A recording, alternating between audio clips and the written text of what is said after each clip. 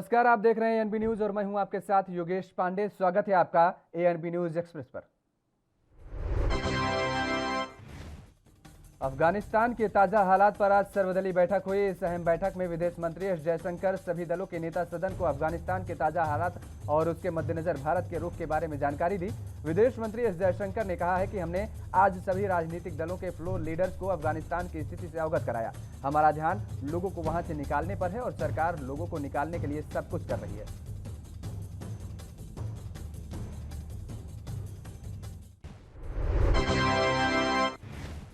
करीब 3.5 घंटे तक चली बैठक की शुरुआत विदेश मंत्री एस जयशंकर ने की है। उन्होंने विपक्षी दलों को ब्रीफ किया। हर विपक्षी सदस्य ने अपनी बात रखी, जिस पर जयशंकर ने जवाब भी दिया है। जयशंकर ने बैठक के बाद कहा है कि ज्यादातर सवाल बचाव अभियान को लेकर थे। विदेश सचिव हर्ष श्रृंगला ने एक प्रेसिडेंशियल भी दिया है। सर्वदलीय बैठक में सरकार ने कहा, अब तक अफगानिस्तान से 565 लोगों को निकाला गया।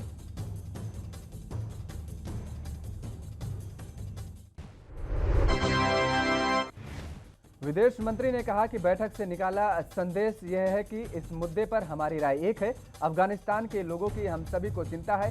देव शक्ति मिशन के जरिए अधिकतर भारतीयों को वापस ले आया गया है और हालांकि कुछ अभी भी वहां फंसे हैं, उनको भी जल्द निकाल लिया जाएगा। कुछ अफगान नागरिक भी भारत आना चाहते हैं और उनके लिए ई वीजा पॉलिसी सरकार लेकर आई है।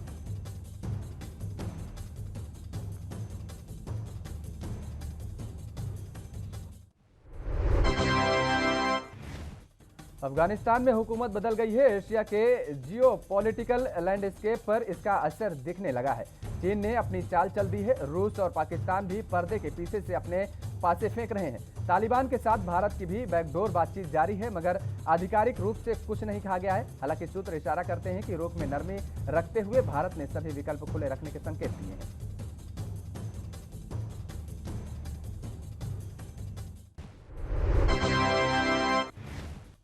खबर है कि प्रधानमंत्री नरेंद्र मोदी ने भी वरिष्ठ सहयोगियों के साथ अफगानिस्तान मसले पर बैठक की है। अफगानिस्तान के मसले पर दिल्ली में गुरुवार को सर्वदलीय बैठक हुई। विदेश मंत्री एस जयशंकर ने कहा कि 31 पार्टियों के 37 नेता बैठक में मौजूद रहे और इस मुद्दे पर सरकार और सब राजनीतिक पार्टियों की एक जैसी राय रही।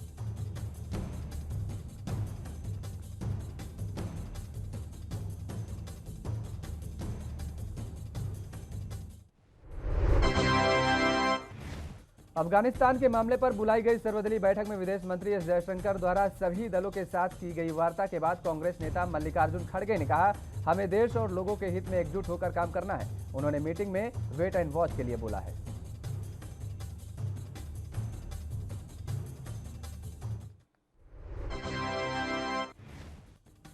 दिल्ली के मुख्यमंत्री और आम आदमी पार्टी के राष्ट्रीय संयोजक अरविंद केजरीवाल ने पंजाब के गुरदासपुर जिले में स्थित सेखवा गांव में प्रेस कॉन्फ्रेंस की। उन्होंने कहा कि सेवा सिंह सेखवा जी और उनके परिवार ने पंजाब के लिए बहुत कुछ किया है। मैं तो राजनीति में नया हूं, मुझे यह बताने की जरूरत नहीं है कि उनके पिताजी का पंजाब की राजनीति में कितना बड़ा योगदान रहा और पंजाब के विकास में कितना बड़ा योगदान रहा है।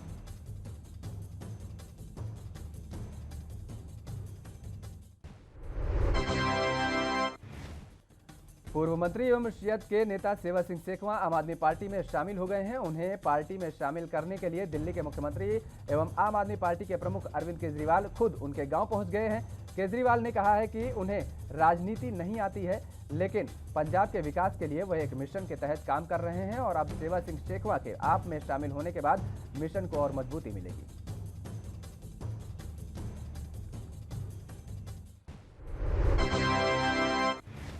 मुख्यमंत्री अरविंद केजरीवाल ने कहा है कि उस पर तो मैं टिप्पणी नहीं करना चाहूंगा, लेकिन मैं बस एक दो चीज यह कहना चाहूंगा कि देश और कश्मीर को लेकर 1-2 दिन पहले मैंने कुछ बयान सुने थे।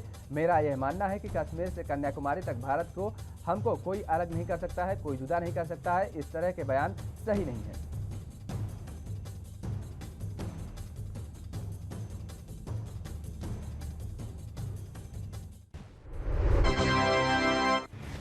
घाटी यानी जम्मू कश्मीर में एक बार फिर चुनाव को लेकर हलचल तेज हो गई है। लोकसभा अध्यक्ष ओम बिरला ने कहा है कि सरकार जल्दी लद्दाख और जम्मू कश्मीर में चुनाव कराना चाहती है, इसलिए यहां पंचायतों के चुनाव कराए गए ताकि सत्ता की सबसे निचली इकाइयों का विकेंद्रीकरण किया जाए। परिसीमन पूरा होने के बाद सभी दलों की चर्चा कर सरकार यहां चुनाव प्रक्रिया को बहाली करेगी।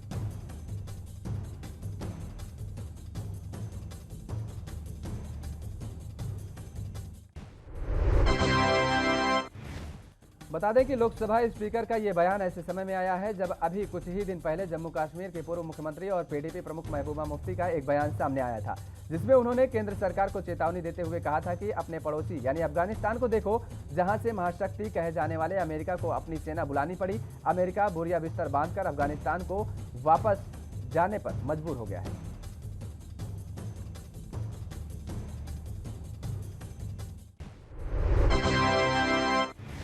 पुडुचेरी के उपराज्यपाल तमिलिसाई सुंदरराजन ने कहा है कि पुडुचेरी विधानसभा में उपराज्यपाल का अभिभाषण देकर मुझे बहुत अच्छा लगा। उन्होंने कहा कि पुडुचेरी विधानसभा के इतिहास में पहली बार उपराज्यपाल का अभिभाषण तमिल में किया गया।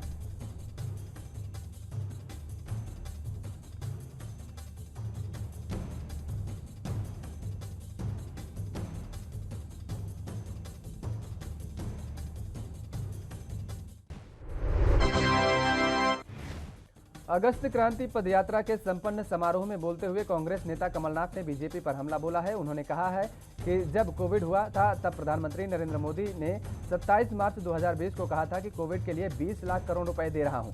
अगर इतने रुपए दिए तो कोविड से इतने लोगों की मृत्यु कैसे हुई।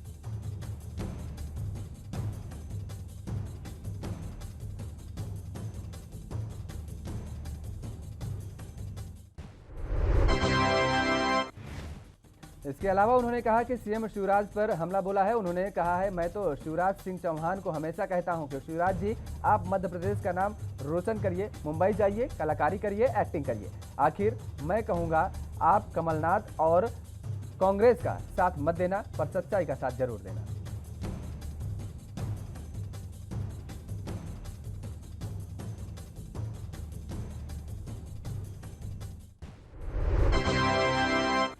तेलंगाना में 1 सितंबर से स्कूल फिर से खुलने जा रहे हैं। हैदराबाद में स्कूलों के खुलने से पहले सैनिटाइजेशन और दूसरी जरूरी तैयारियों की जा रही हैं।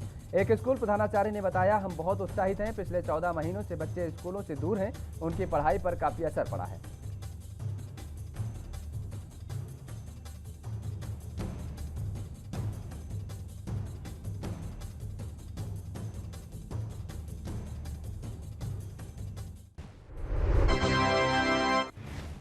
केंद्रीय मंत्री ज्योतिरादित्य सिंधिया ने कहा है कि आज भारत सरकार प्रधानमंत्री के नेतृत्व में नई ड्रोन पॉलिसी की घोषणा कर रही है और यह ड्रोन पॉलिसी स्वयं में एक इतिहास रचेगी। भारत की 21वीं सदी की सोच और विचारधारा के लिए हमारी सोच है एक इकोसिस्टम भारत में बने, जिसके आधार पर एक क्रांति भारत में आए। सिंधिया ने कहा, इस क्रांति के 3 भाग हैं, जिसमें पहला भाग व्यापार करने में आसानी हो, दूसरा भाग है जिसमें सारे फिजूल की स्वीकृति को निकालना और तीसरा भाग व्यापार में प्रवेश बाधाओं को हटाना। केंद्रीय मंत्री ज्योतिरादित्य सिंधिया ने कहा है कि देश की सुरक्षा के मद्देनजर हमने 6 नियम बनाए हैं। आपने ड्रोन का आकार जो भी हो उसे रजिस्टर कराना जरूरी है। सभी ड्रोन मालिकों को आधार और पासपोर्ट डिटेल देनी होगी। हमारी सुरक्षा एजेंसियों को डिजिटल स्काई प्लेटफॉर्म का डायरेक्टर और एक्सेस दिया जाएगा।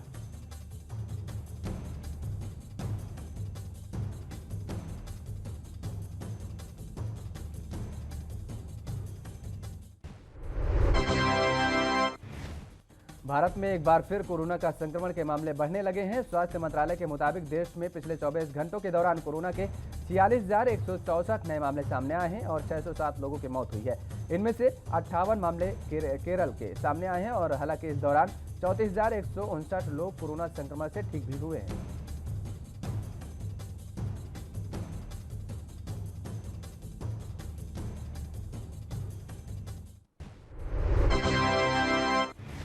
केंद्रीय स्वास्थ्य सचिव राजेश भूषण ने बताया कि केरल में 1 लाख से ज्यादा एक्टिव केस है। महाराष्ट्र, कर्नाटक, तमिलनाडु और आंध्र प्रदेश में 10,000 से 1 लाख सक्रिय मामले हैं। केरल का योगदान 51, जबकि महाराष्ट्र में 16% और बाकी 3 राज्यों का योगदान देश के 4 से 5% मामलों में है।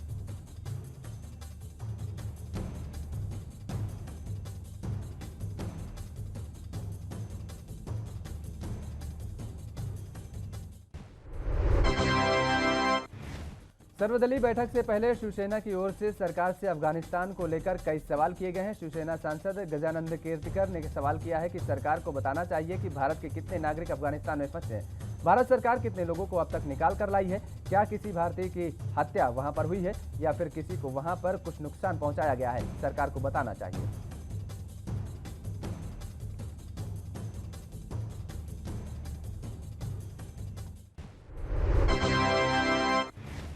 यही नहीं, शिवसेना सांसद ने सवाल किया है कि अफगानिस्तान में अमेरिकी सेना जो हथियार छोड़कर गई है, अगर उस पर पाकिस्तान ने कब्जा कर लिया तो सुरक्षा एजेंसियां क्या कर रही हैं और इसके बारे में सरकार को बताना चाहिए। शिवसेना ने साथ ही ये भी कहा है कि अफगानिस्तान से जो सिख और हिंदू भारत आए हैं उन्हें नागरिकता मिलनी चाहिए। हमने पहले भी नागरिकता संशोधन एक्ट का समर्थन किया था।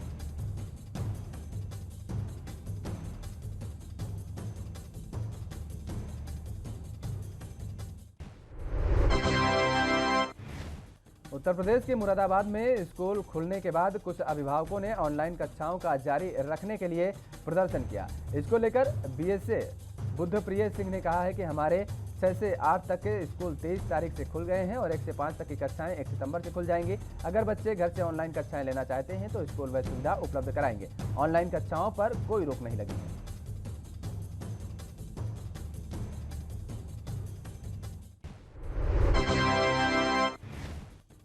यूपी के कानपुर शहर के बेकनगंज थाना क्षेत्र के रिजवी रोड पर सुबह बड़ा हादसा हो गया। यहां एक पुराने मकान की छत ढह गई।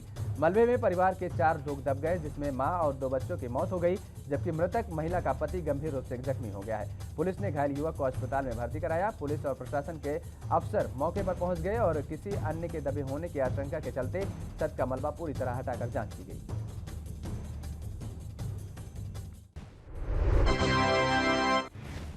केंद्रीय मंत्री नारायण राणे का बयान कि हम महाराष्ट्र को पश्चिम बंगाल नहीं बनने देंगे पर शिवसेना नेता संजय राउत ने बयान दिया है। उन्होंने कहा है कि कोई भी बयान देता है उस पर हम बोले वह ठीक नहीं है। कैबिनेट का एक मंत्री सरकार नहीं होता है। कोई भी सरकार के बारे में बात करता है वह ठीक नहीं है और हम उस पर ध्यान में नहीं देते।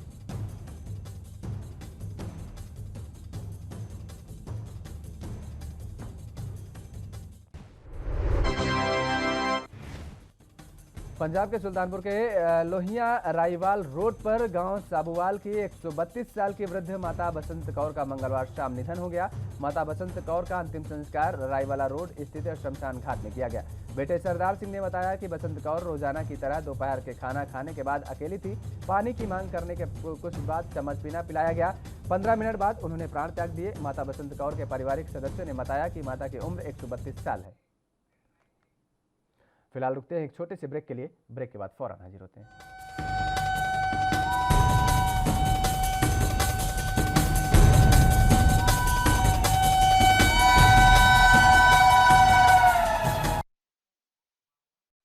ब्रेक के बाद एक बार फिर आप सभी का स्वागत है। एएनबी न्यूज एक्सप्रेस में खबरों में आगे बढ़ेंगे। यूपी के ललितपुर जनपद में शराब माफियाओं धड़ल्ले से दुकानों में ओवररेट शराब बेच रहे हैं। शराब के शौकीन लोगों को ओवररेट पर शराब मिल रही है। आबकारी विभाग के शिथिल कार्यप्रणाली से शराब माफियाओं के हौसले बुलंद हैं। आबकारी विभाग के आला अधिकारी शराब के ठेकों पर नहीं जाते हैं, जिसके कारण शराब के ठेकों पर ओवररेट का खेल बड़े पैमाने पर चल रहा है।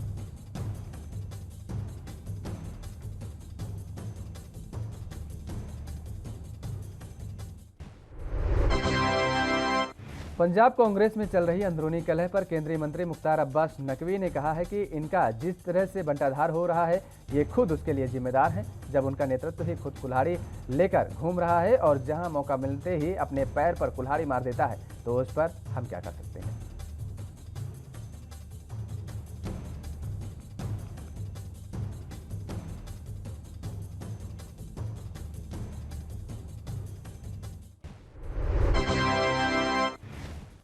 दिल्ली से सटे गाजियाबाद में कानून व्यवस्था चरमराती हुई नजर आई है और इसी का सबूत है कि जब कोई आम आदमी सड़क पर निकलता है तो उसमें दहशत का मंजर देखने को मिलता है। ताजी घटना कोतवाली थाना इलाके की है, जहां सरेराह बदमाशों ने एक युवक की जमकर पिटाई की, जिसके बाद यह पूरी घटना कैमरे में कैद हो गई और इसका वीडियो सोशल मीडिया पर जमकर वायरल हो रहा है और जिसके बाद से ही पुलिस लगातार कार्रवाई की बात कर रही है।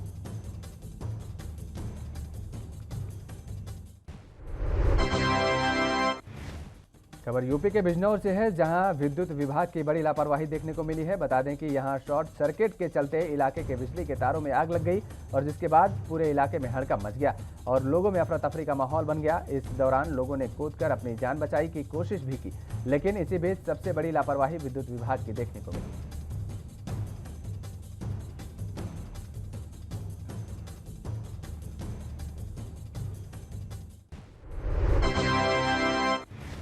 यूपी के बाराबंकी में लगातार नदी का जलस्तर बढ़ रहा है, जिसके चलते कई इलाकों में बाढ़ जैसे हालात बनते नजर आ रहे हैं। बता दें कि सरयू नदी का बढ़ता जलस्तर और नेपाल द्वारा छोड़ा जा रहा बाढ़ का पानी परेशानी का सबब बना हुआ है और इसी के चलते बाराबंकी में तबाही की तस्वीरें देखने को मिली है। कहीं हद से ज्यादा पानी भरने की वजह से जनजीवन पस्त है, तो वहीं कुछ गाँवों का संपर्क भी टूट गया है।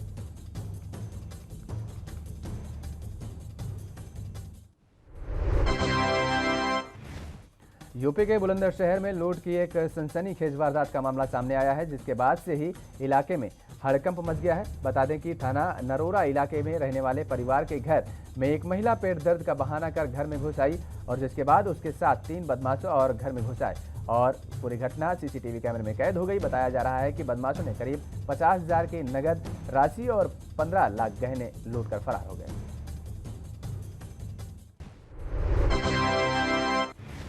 अलीगढ़ में सोशल मीडिया पर दो पक्षों के बीच मारपीट का एक वीडियो तेजी से वायरल हो रहा है, जिसमें मौके पर पुलिसकर्मी भी नजर आ रहे हैं। मारपीट के दौरान महिलाएं और पुरुष एक दूसरे को जमकर पीटने के साथ ही सड़क पर घसीट भी रहे हैं और एक दूसरे को लाठी डंडों से पीट रहे हैं। जानकारी के मुताबिक ये मारपीट का वीडियो 2 दिन पुराना बताया गया है, जो कि थाना खैर इलाके के गाँव दरकन नगरिया का है।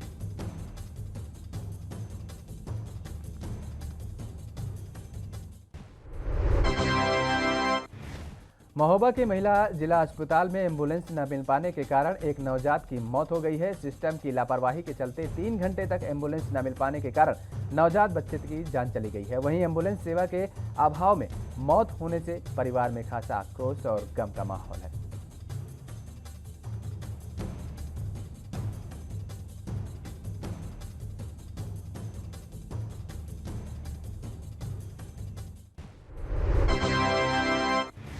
उत्तराखंड सरकार कोरोना की तीसरी लहर को लेकर अपनी तैयारियों में जुटी हुई है। प्रदेश में 18 साल से कम उम्र के 36 लाख से अधिक बच्चों को जल्द ही सरकार मुफ्त में दवाइयां भी बांटने का काम करने जा रही है। वहीं उत्तराखंड के स्वास्थ्य मंत्री डॉक्टर धन सिंह रावत ने प्रदेश में कोविड वैक्सीनेशन को लेकर कहा है कि अब तक 88 लाख लोगों का वैक्सीनेशन पूरा हो चुका है और इसके साथ ही कहा कि हमारे 2 जिले ऐसे हैं जो पूरे देश में वैक्सीनेशन के मामले में नंबर 1 जिलों में हैं।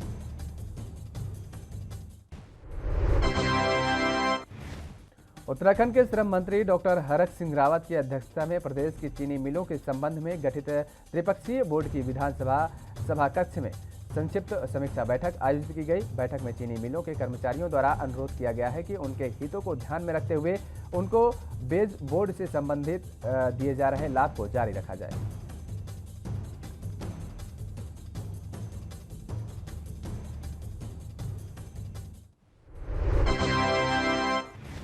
उत्तराखंड में बीते 2 अगस्त से आशा वर्कर्स का चल रहा धरना अब तूल पकड़ता जा रहा है। जहां विधानसभा में कांग्रेस ने इस मुद्दे को प्रमुखता से उठाया, तो वहीं सितारगंज के सामुदायिक स्वास्थ्य केंद्र के सामने बीते 2 अगस्त से धरने पर बैठी आशाओं में से एक आशा धरने के दौरान अचानक बेहोश हो गई और जिसके बाद मौके पर मौजूद धरने पर बैठी आशाओं में खलबली मच गई।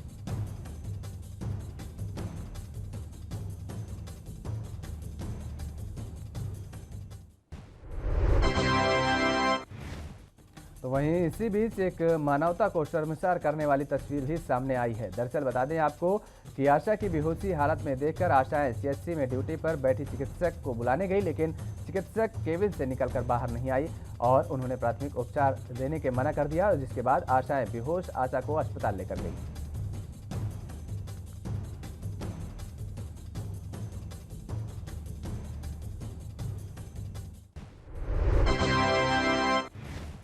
रुड़की में भारतीय किसान यूनियन तोमर गुट के बैनर तले आज सैकड़ों कार्यकर्ताओं ने राष्ट्रीय राजमार्ग को उस वक्त जाम कर दिया जब उन्हें भगवानपुर के मंडावर चेक पोस्ट पर होकर रोक दिया गया। बता दें कि भारतीय किसान यूनियन के सैकड़ों कार्यकर्ता हरिद्वार एसएसपी का घेराव करने के लिए जा रहे थे और जिस पर उन्हें रोक दिया गया, तो वहीं गुस्साए किसान धरने पर बैठ गए और जमकर नारेबाजी करने लगे।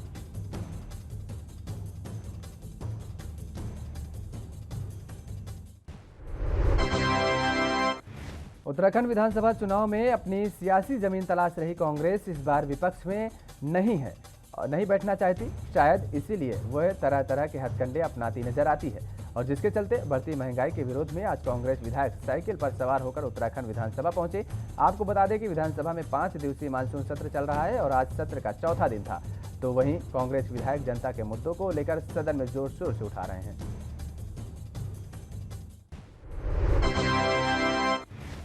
आज सुबह साइकिल पर विपक्ष के सभी विधायक सदन की कार्यवाही में हिस्सा लेने पहुंचे। वहीं कांग्रेसी विधायकों का कहना है कि बीजेपी के कार्यकाल में महंगाई आसमान को छू रही है। तेल की कीमतें इस कदर बढ़ चुकी हैं कि लोगों को वाहन चलाना मुश्किल हो रहा है। अगर यही हालात रहे तो लोगों को वाहन छोड़कर साइकिल पर ही सवारी करनी होगी। यही वजह है कि इस सरकार को हालात से रूबरू कराने के लिए कांग्रेस विधायक आज साइकिल पर विधानसभा पहुंचे।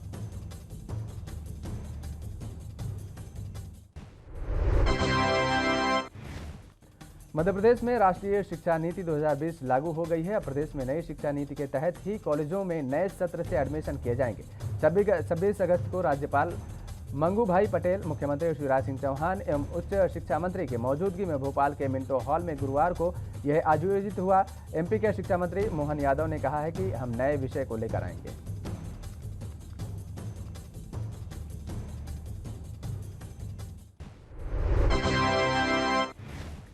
छत्तीसगढ़ हाईकोर्ट ने पति पर पत्नी के रेप मामले में एक बड़ा फैसला दिया है। मामले में छत्तीसगढ़ हाईकोर्ट ने कहा है कि कानूनी तौर पर विवाहित पत्नी के साथ बलपूर्वक या उसकी इच्छा के विरुद्ध यौन संबंध या यौन क्रिया बलात्कार नहीं है। हालांकि पत्नी की उम्र 18 वर्ष से कम नहीं होनी चाहिए। अदालत ने एक मामले को सुनवाई करते हुए पति को बलात्कार के आरोप से आरोप मुक्त कर दिया।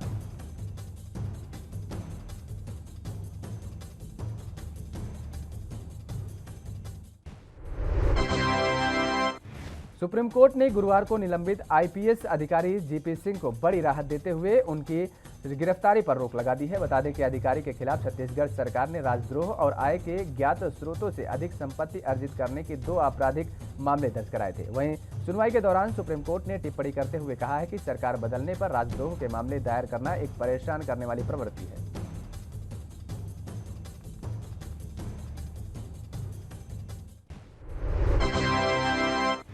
मध्य प्रदेश के शिवपुरी में पटवारी संघ अपनी वेतन वृद्धि और अन्य मांगों को लेकर पिछले 10 दिनों से हड़ताल पर बैठे हुए हैं, जिसके चलते शिवपुरी जिले में बाढ़ से हुए नुकसान के सर्वे का काम ठप हो गया है।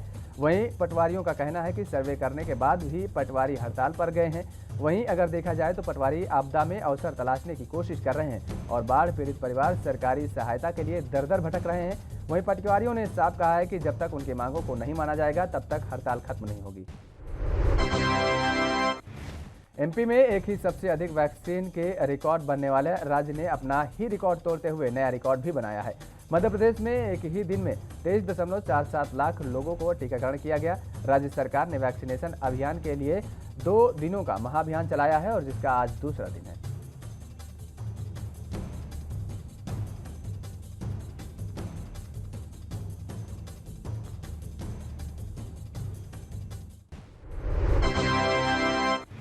मध्य प्रदेश के मुख्यमंत्री शिवराज सिंह चौहान और राज्यपाल मंगू भाई पटेल ने राष्ट्रीय शिक्षा नीति 2020 के शुभारंभ कार्यक्रम में हिस्सा लिया। इस दौरान मुख्यमंत्री शिवराज सिंह चौहान ने कहा कि अगर पढ़ने के बाद रोजी रोटी नहीं कमा सके तो उस शिक्षा का क्या महत्व, ऐसी शिक्षा का क्या अर्थ। अगर शिक्षा आजीविका प्रदान करने का सामर्थ्य न दे सके तो वह शिक्षा अधूरी है। ज्ञान का मतलब संपूर्ण ज्ञान। हम बच्चों को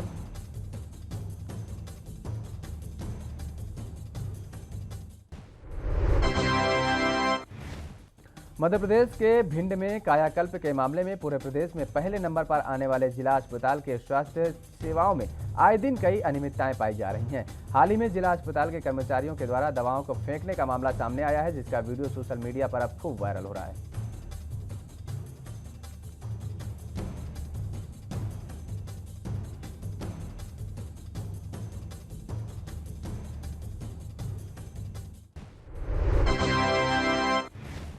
कांग्रेस पार्टी लगातार सरकार के खिलाफ कई मुद्दों को लेकर हल्ला बोलती रहती है और इसी कड़ी में जब मध्य प्रदेश की आर्थिक राजधानी और मिनी मुंबई के नाम से प्रसिद्ध इंदौर शहर में कांग्रेसियों ने मौन प्रदर्शन किया, तब स्थानीय प्रशासकों ने कार्यकर्ताओं के खिलाफ उग्रता को लेकर कई केस दर्ज किए, साथ ही वाटर कैनन और लाठी चार्ज भी किया।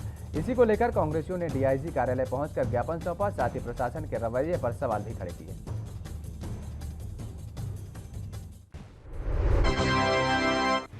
और खबर जम्मू से है, जहां की क्रिश्चियन कॉलोनी में हुई चोरी का पुलिस ने खुलासा किया है। बता दें कि पुलिस ने यहां करीब 25 दिन पहले हुई चोरी की घटना को एक्सपोज करते हुए आरोपी को गिरफ्तार कर लिया है और इसके साथ ही चोरी हुआ सामान भी बरामद कर लिया गया है। इस संदर्भ में पुलिस अधीक्षक ने बताया कि इस घटना के बाद मिली सीसीटीवी साक्ष्य के आधार पर पुलिस ने छानबीन की और फिर चोरों के कब्जे से बरामद किया गया सामान पीड़ित परिवार को सौंप दिया गया।